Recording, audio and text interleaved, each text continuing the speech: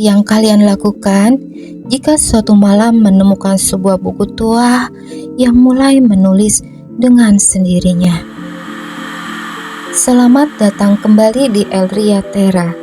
Malam ini, sebelum kita terlelap, aku ingin mengajak kalian mendengarkan sebuah kisah yang ditemukan di balik dinding sebuah museum tua. Sebuah kisah tentang cinta, penyesalan, dan seorang pria yang selama berabad-abad berusaha menempati satu janji. Mari kita mulai. Pada musim dingin tahun 2026, seorang arkeolog muda bernama Evelyn Hart ditugaskan meneliti artefak-artefak yang ditemukan dari reruntuhan sebuah kastil tua di pegunungan terpencil. Di antara peti-peti kayu yang telah lapuk dimakan usia, Evelyn menemukan sebuah buku bersampul kulit hitam. Anehnya, buku itu tampak jauh lebih terawat dibanding benda-benda lain di sekitarnya. Di sampulnya hanya terdapat simbol seekor kelelawar berwarna perak. Tidak ada judul, tidak ada penulis. Ketika Evelyn membuka halaman pertama, ia menemukan sebuah kalimat. Jika kau menemukan buku ini, ketahuilah bahwa aku dahulu juga seorang manusia. Di bawahnya tertulis sebuah nama, Lucine. Dan dengan penuh rasa penasaran, Evelyn mulai membaca. Aku tidak dilahirkan sebagai vampire. Aku dahulu adalah manusia biasa. Lucine menulis bahwa ia lahir pada masa Kekaisaran Romawi. Ia tumbuh sebagai seorang prajurit muda, dan pada suatu pertempuran besar, Lucine terluka parah dan ditinggalkan di medan perang. Dalam keadaan sekarat, seorang pria asing datang menghampirinya. Pria itu menawarkan kehidupan. Lucine menerimanya. Ketika terbangun, ia bukan lagi manusia. Ia telah menjadi makhluk abadi. Dan selama berabad-abad, Lucine hidup sebagaimana vampir lainnya. Ia berburu, ia membunuh, dan sedikit demi sedikit, ia mulai kehilangan kemanusiaannya.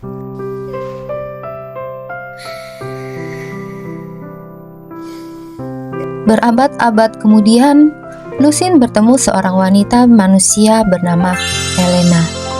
Elena tinggal di sebuah desa kecil dekat kastil tempat Lucine bersembunyi. Berbeda dengan manusia lain, Elena tidak takut kepada Lucine. Ia justru melihat kesedihan di balik mata sang vampire. Mereka mulai sering bertemu secara diam-diam, membaca buku bersama, berjalan di tepi danau saat malam, dan perlahan mereka saling jatuh cinta. Untuk pertama kalinya dalam ratusan tahun, Lucine kembali merasakan hangatnya menjadi manusia. Karena Elena, Lucine berhenti memburu manusia. Ia memilih bertahan hidup dari darah hewan hutan. Lucine pernah berpikir untuk mengubah Elena menjadi vampire, agar mereka dapat bersama selamanya. Namun, ia mengurungkan niat itu. Lucine tahu bahwa menjadi vampire bukanlah anugerah, melainkan kutukan. Ia tidak ingin Elena menjalani kehidupan yang penuh kesepian dan rasa lapar seperti dirinya.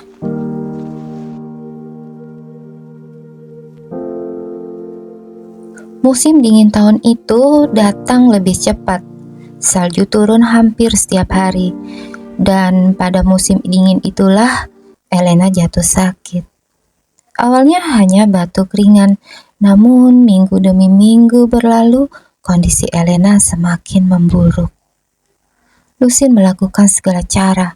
Ia mendatangi tabib terbaik. Ia mencari ramuan hingga ke negeri jauh.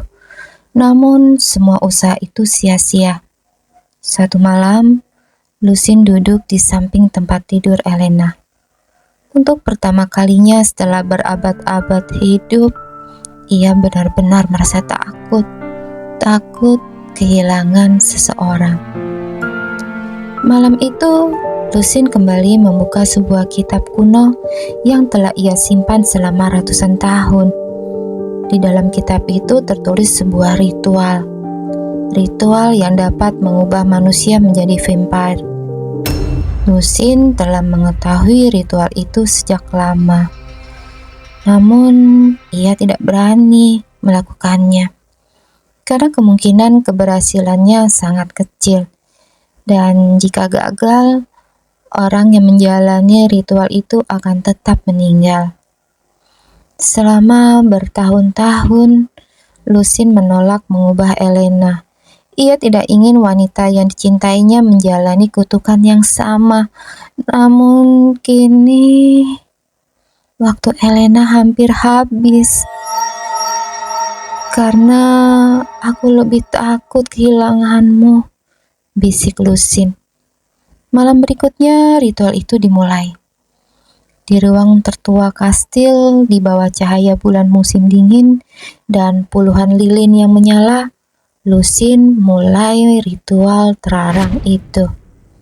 Tangannya gemetar, bukan karena takut ritual itu gagal, tetapi karena ia tahu, jika ritual itu berhasil, Elena tidak akan pernah lagi menjadi manusia. Dan jika ritual itu gagal, ia akan kehilangan Elena selamanya. Namun, ritual itu akhirnya tubuh Elena perlahan kehilangan kehangatannya. Nafasnya semakin pelan. Lusin memegang Elena erat. "Jangan pergi, kumohon." Elena tersenyum lemah. "Aku tidak menyesal pernah mencintaimu." Dengan sisa tenaga yang dimilikinya, Elena menyentuh wajah Lusin. "Terima kasih, sayang, karena telah mencintaiku sebagai manusia." Senyum Elena tetap ada, namun nafasnya telah berhenti. Untuk sesaat, dunia seakan berhenti. Lusin hanya duduk diam, masih memeluk tubuh Elena. Tidak bergerak, menangis dalam diam. Seolah jiwanya ikut pergi bersama wanita yang dicintainya. Kemudian, Lusin merasakan sesuatu. Tubuhnya dipenuhi energi yang luar biasa. Darah Elena yang telah diminumnya selama ritual mulai mengalir ke seluruh tubuhnya. Kekuatan, rasa lapar, kutukan, semuanya kembali. Jantung Lusin yang telah lama membisu kembali berdetak. Kekuatan vampirnya pulih sepenuhnya. Namun, pada malam ketika ia mendapatkan kembali seluruh kekuatannya, ia justru kehilangan satu-satunya alasan mengapa ia ingin tetap hidup. Perlahan, mata Lusin berubah merah menyala. Taringnya memanjang. Wujud asli sang vampire kembali sepenuhnya. Namun, bukan amarah yang terlihat, melainkan kesedihan. Kesedihan yang begitu besar hingga seolah seluruh kastil ikut berduka. Dan dengan sangat lembut, Lusin menyingkirkan helaian rambut dari wajah Elena. Lalu untuk terakhir kalinya, ia mengecup bibir wanita itu. Ciuman perpisahan. Ciuman yang tak akan pernah terbalaskan. Setelah itu, Lusin mengangkat tubuh Elena ke dalam pelukannya dan berjalan meninggalkan kastil. Tidak seorang pun pernah mengetahui kemana Lusin membawa Elena. Yang tersisa hanyalah legenda bahwa pada malam-malam musim dingin tertentu, terkadang terdengar tangisan dari reruntuhan kastil tua, sangat pilu. Tangisan yang begitu pilu hingga memecahkan kaca-kaca kastil, membuat api padam, membuat serigala melolong, membuat anjing-anjing desa bersembunyi ketakutan, dan ribuan kelelawar meninggalkan menara kastil secara bersamaan. Penduduk desa berkata, malam itu bukan seorang vampir yang menangis, melainkan seorang pria yang kehilangan seluruh dunianya.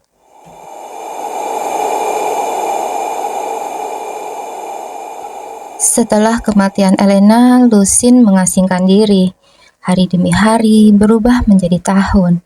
Tahun demi tahun berubah menjadi abad. Namun, ada satu hal yang tidak pernah berubah. Rasa haus itu. Malam demi malam Lucin duduk di dekat jendela kastil, memandangi cahaya-cahaya kecil dari desa di kejauhan. Sambil menulis, aku pernah berpikir bahwa waktu akan menyembuhkan segalanya. Dan aku salah. Waktu tidak menyembuhkan. Ia hanya mengajarkan kita cara hidup bersama rasa sakit. Lucin tidak lagi memburu manusia. Namun rasa haus itu tidak pernah pergi. Kadang ia harus mengurung dirinya berhari-hari agar tidak kehilangan kendali. Meski demikian, ia tetap membantu manusia secara diam-diam. Bukan untuk mencari pengampunan, melainkan karena Elena pernah berkata, selama kau masih bisa memilih untuk berbuat baik, kau belum menjadi monster.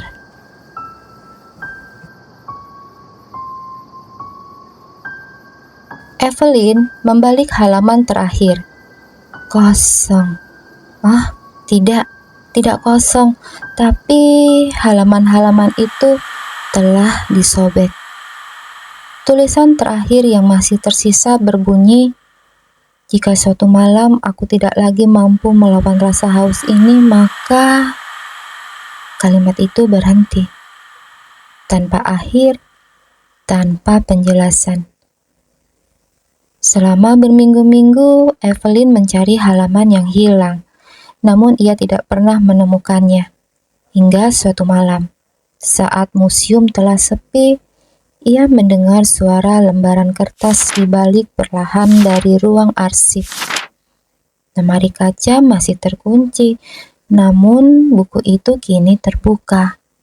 Padahal Evelyn yakin telah menutupnya. Dan dengan tangan gemetar ia mendekat. Sebuah kalimat baru kini tertulis di halaman terakhir. Aku masih berusaha menempati janjiku, Elena. Evelyn membeku. Belahan ia menoleh ke arah jendela. Jendela ruang arsip terbuka sedikit. Dan untuk sesaat ia merasa melihat sesosok pria berjas hitam berdiri di halaman museum. Menatap ke arahnya sebelum menghilang ke dalam kabut.